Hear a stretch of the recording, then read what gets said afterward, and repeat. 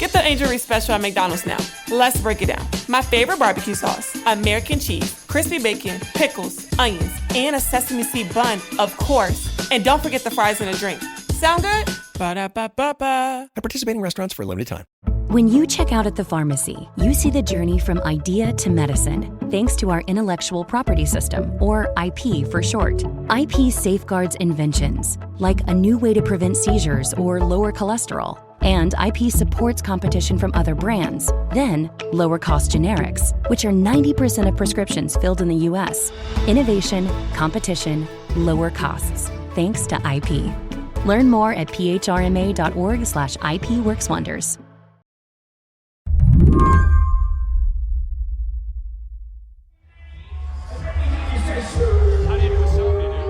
A few days before President Trump's inauguration, partygoers in black tie were swaying back and forth to a Snoop Dogg set in the Mellon Auditorium in Washington, D.C. They were there for the crypto ball. And basically everybody who's anybody in the crypto industry was there. That's David Yaffe-Bellany, who covers cryptocurrency for the New York Times. Mere mortals paid $2,500 for a ticket.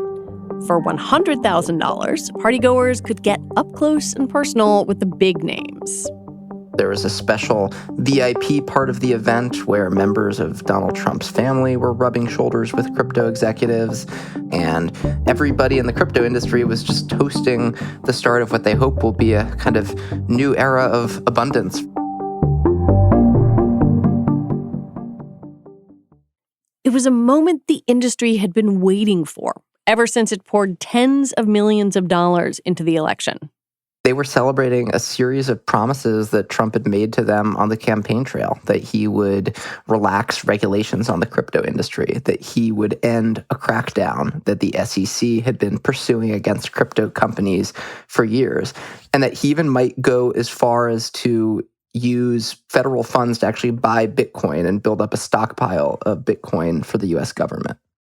But while all these crypto power brokers were partying at the ball, the real action, David says, was on social media. First on Truth Social and then on Twitter, Trump announces that he's starting a new cryptocurrency. It's a meme coin. It's called Trump. And immediately, all the day traders in their basements start stocking up on this thing while the powerful crypto executives are, getting drunk and dancing to Snoop Dogg. The thing about a meme coin is, to make money, you got to get in early. So the day traders at home, they start buying before the value of the coin shoots up. And all those people at the ball, away from their computers, were out of luck. Yeah, people were annoyed on a few different levels, but definitely one strand of frustration that emerged after all this happened was, damn, I could have made a lot of money, but I couldn't because you announced this thing while I was in a tuxedo at the crypto ball. Do we know how much money it made for the president? So on paper, the Trump team, the Trump family, various business partners were sitting on a stash of these tokens that was worth tens of billions of dollars. Tens of billion with a B. Billion with a B. But those are very theoretical paper gains. If the Trump family had sold off all those tokens at once, the price would have tanked and, they wouldn't have been able to extract much value from that. But the paper holdings were worth tens of billions. And in addition to that, Trump family, Trump business entities received fees every time the coins were traded, and those fees have ultimately amounted to about $100 million, maybe 10% of which has been kind of cashed out and converted into real money.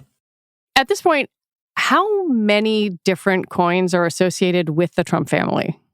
It's a total of 3 at this point. So there is a cryptocurrency associated with the Trump crypto business, World Liberty Financial.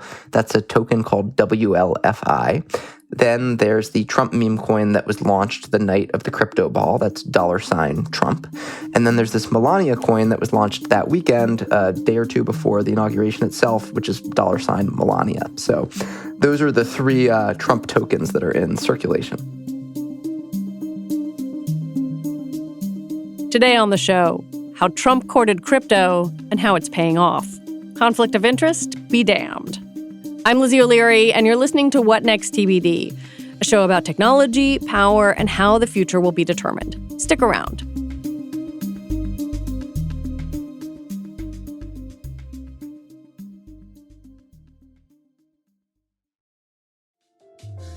This podcast is brought to you by Progressive Insurance. Fiscally responsible, financial geniuses, monetary magicians.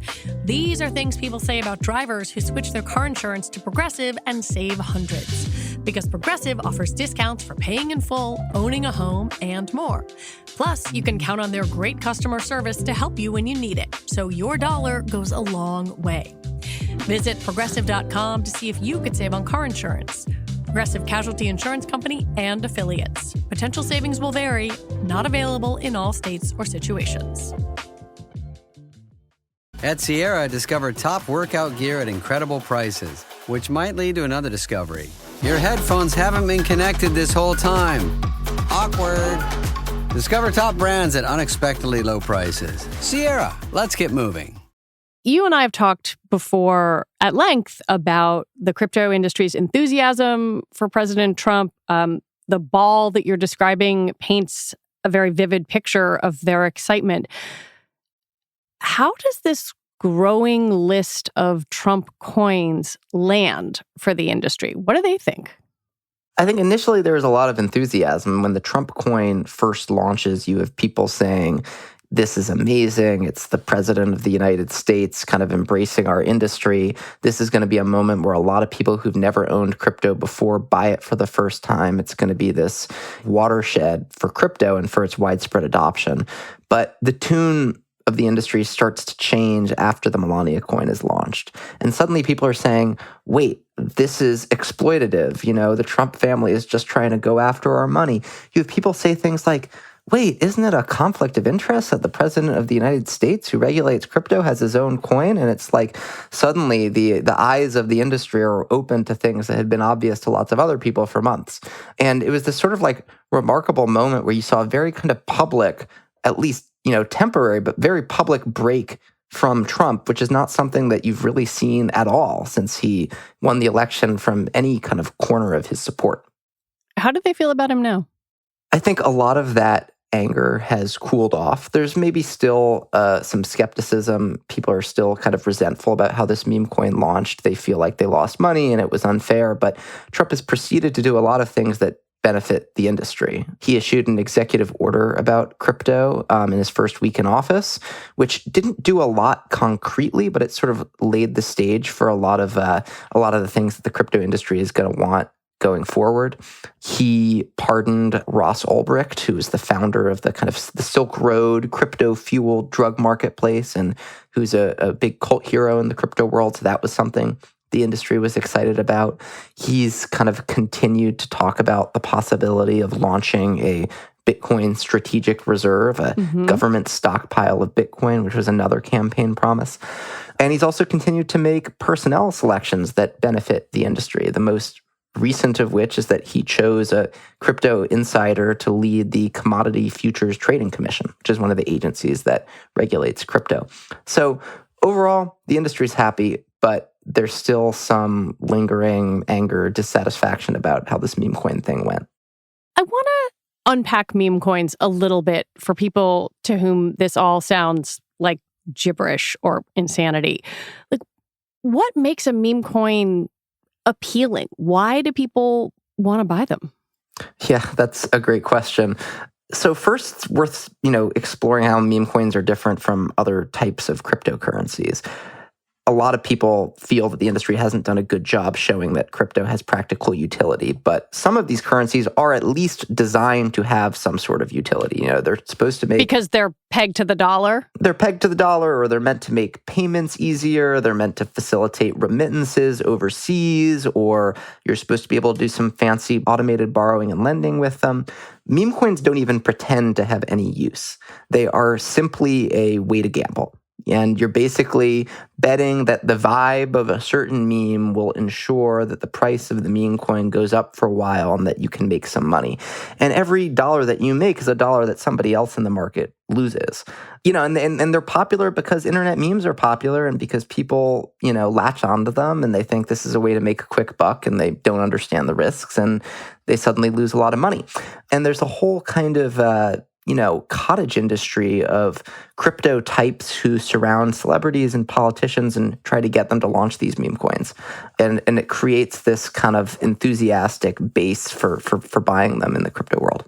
Yeah, I want to try to understand why a meme coin is so appealing as a way to make money right now. Is it because it's just so easy? Is it because lol, nothing matters? I'm trying to understand this inflection point because it seems to say something about the moment we're living in. Yeah, I mean, it really does. And, look, there's nothing more American than a get-rich-quick scheme, and that's partly what a meme coin looks like to people. And it is true. If you time your trades correctly, you can get rich quick. It's just very difficult to do that as an amateur sitting at home competing against professional investors who are, running complicated trading bots. Why is it popular now? I mean, we're a more online society than we ever before, and meme coins kind of latch on to these online symbols, jokes, characters, and try to kind of convert that sort of ephemeral internet excitement into a financial product. And it's bizarre, it's surreal, but that's the world that we live in these days. How is this different from a pump and dump? Well, it's not that different, and a lot of these meme coin launches do resemble pump and dump schemes. Sometimes you have the creators of the coin literally buy huge amounts very early on, watch as the price goes up, and then sell those holdings immediately. That's kind of a classic pump and dump where the insiders themselves are benefiting. But you also have market patterns that kind of have a similar effect. Maybe it's not an insider who scooped up a lot of the coins, but it's a professional crypto trader who is kind of crawling social media, trying to find new meme coins associated with celebrities, and then they'll have a trading bot scoop up a bunch of those coins right away and sell them very quickly. That's a phenomenon known as sniping in the crypto world. And it's something that professional traders pride themselves on doing, and they can make a lot of money, but at whose expense? It's at the expense of your average internet user, day trader type who's like, I kind of want to own the Trump coin. Yeah, I mean, in many ways, this feels not dissimilar to how people interacted with meme stocks, with GameStop, AMC, whatever it is. Do day traders, do individuals get hosed? Absolutely. Yeah, I mean, if you trace the history of this, the kind of GameStop euphoria during the pandemic is kind of an important moment in this that sort of paved the way for meme coins becoming popular. But at least at that point, you had a sort of ideological, wave that sort of took form, and buying that stock was about restoring power to the people and kind of sticking it to the big hedge funds and that sort of thing. And it's evolved to the point where this is really just vibes and memes and people trying to make a quick buck. Meme coins are incredibly easy to create. There are sites that allow you to do it in a couple of minutes for just a couple of dollars. And so, there are thousands and thousands of meme coins being created all the time. Everyone's trying to get theirs to take off so they can make some money quickly. And, inevitably people end up losing money in that process. I mean, I just feel like the thing that this comes back to a lot is I'm like, but it's not worth anything. It's just pretend. Yeah, I mean, it's pretend. And nobody's acting as if it's anything other than that. I mean, you have a lot of cryptocurrencies that have big supporters who make really impassioned arguments about why it's useful or why it's going to be useful and why it's the wave of the future. Nobody is saying that about meme coins. The people who create meme coins speak about them in remarkably cynical terms. This is all garbage, but you'll make some money. It'll be fun. And when you talk to, quote unquote, serious people in the crypto industry who are behind some of these currencies that do have practical utilities, and you ask them about meme coins, you get a mix of responses. Some people will say, yeah, this is garbage and it's giving our industry a bad name and I wish people would stop. Other people would say, but you never know. You never know what's the thing that's going to lead to global adoption of crypto. Maybe it's a meme coin modeled on a, picture of a cute dog. That's the thing that's going to inspire some, 25-year-old in Ohio to start investing in crypto. And it's kind of like the gateway drug to this whole world. Who are those people who lost money? Do we know? It's hard to say because on the kind of crypto blockchain, this public ledger of crypto transactions, you can see the accounts that are making or losing money, and they're identified by strands of letters and numbers, and you can track them in a way that's kind of very fascinating, which you couldn't do in traditional finance. But you can't actually, unpeel that, series of letters and numbers and find out the identity behind an account. In some cases, people will publicly announce on social media, hey, that was me, but it's hard to tell who exactly these people are. But like I mentioned earlier, some data analytics firms have looked at the trading activity around the Trump coin, found that a lot of these wallets were newly created, which suggests some first-time traders, amateur traders. And just in our own kind of reporting, interviews, and sort of surfing of social media, you can see people who are kind of regular old supporters of Donald Trump, talking about losing money and the sort of disappointment associated with that. After the break, what about, regulation?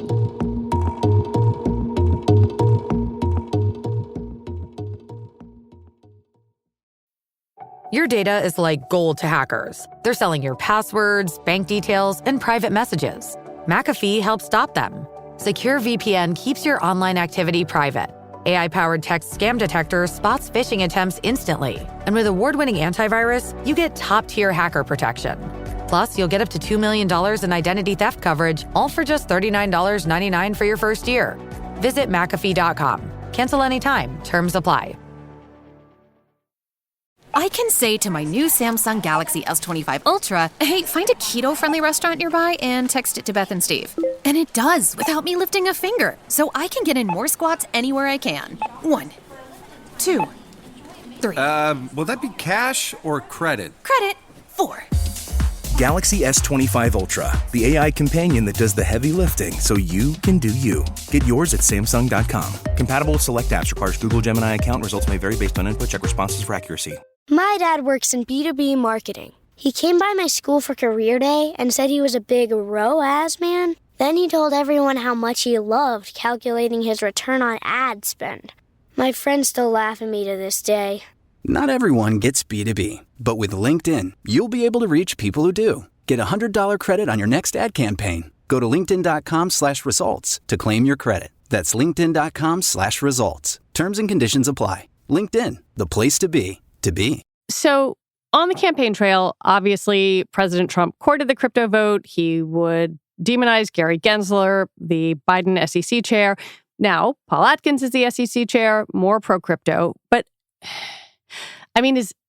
is Atkins and are the CFTC just going to pretend that it's normal to have the president and his family members making meme coins? That's an open question. Paul Atkins hasn't been confirmed yet, so we don't know exactly what he's going to do. But if you look at the pattern that's playing out in the Justice Department right now, it seems like these political appointees of Trump are basically willing to do what he wants them to do without asking too many questions. And so I would be pretty surprised if you saw the SEC or the CFTC embark on some sort of serious investigation of, pump and dump patterns in the launch of the Trump meme coin. It's just sort of hard to imagine. That's not how Trump operates. And, you could see him firing people who cross him in that kind of way. So I'd be pretty surprised if we saw any real regulatory scrutiny of the conflicts of interest associated with these crypto launches. On Friday, the crypto exchange Coinbase said that the SEC agreed to drop a lawsuit against the company. The government had sued Coinbase 2 years ago, alleging that the digital currencies sold on its platform were unregistered securities that put consumers at risk.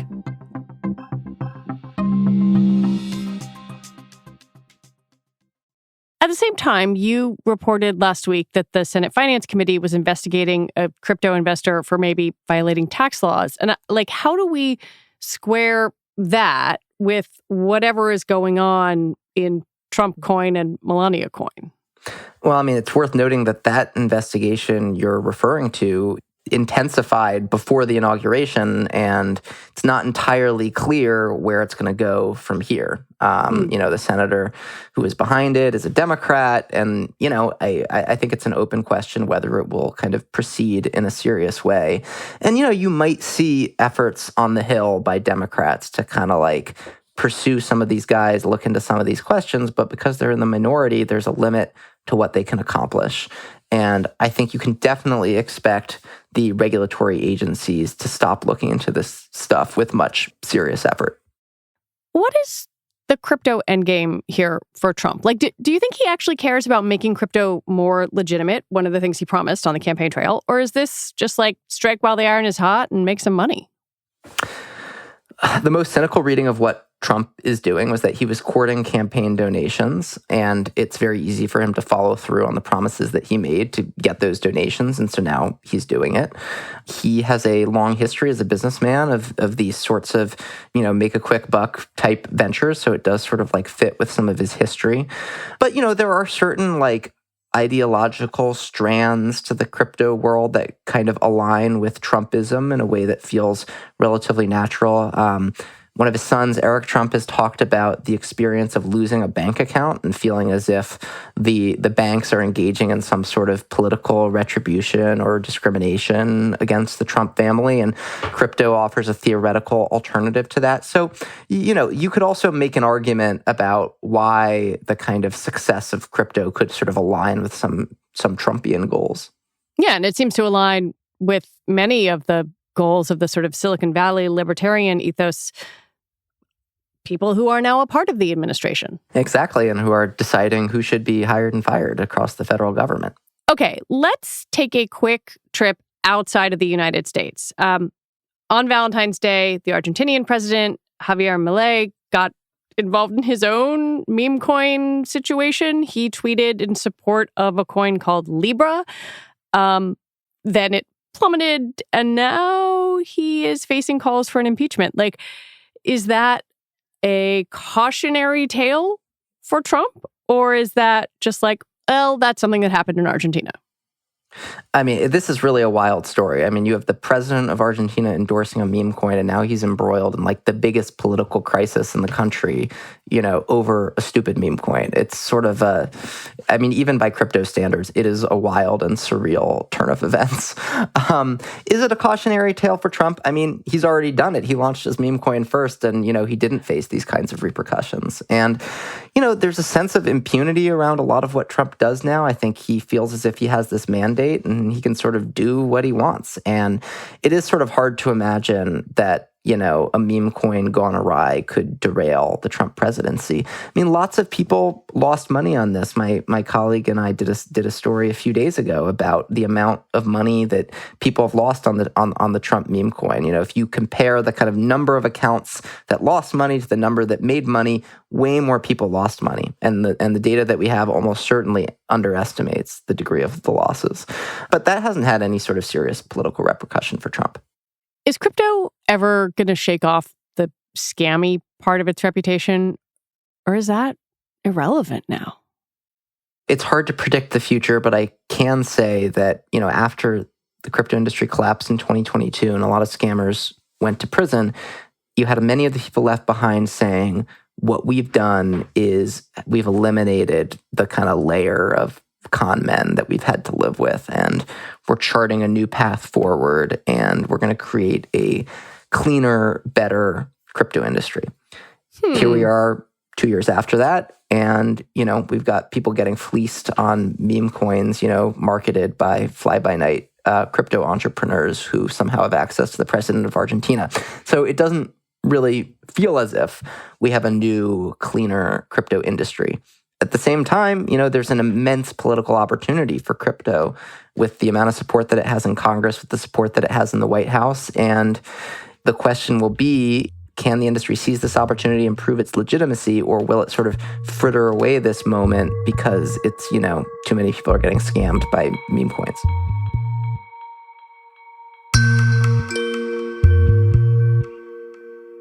David Yaffe-Bellany, it is, as always, illuminating to talk to you. Thanks so much for having me. And that is it for our show today. What Next TBD is produced by Patrick Fort and edited by Evan Campbell. TBD is part of the larger What Next family. And hey, if you want to support us, help keep the lights on, contribute to our independent journalism, the number one thing you can do is join Slate Plus. You get all your Slate podcasts ad-free, and you'll never hit a paywall on the Slate site. We will be back next week with more episodes. I'm Lizzie O'Leary. Thanks for listening.